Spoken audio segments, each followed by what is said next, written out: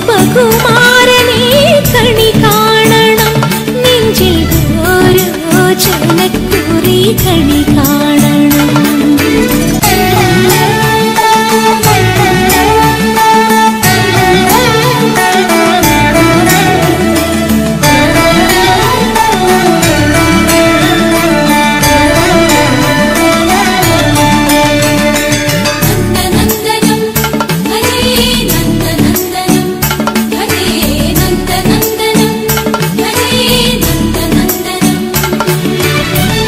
പഞ്ചവിലോചനൻ കണ്ണന്റെ കണ്ണിലെ അഞ്ജന നീലിമ കണി കാണണം.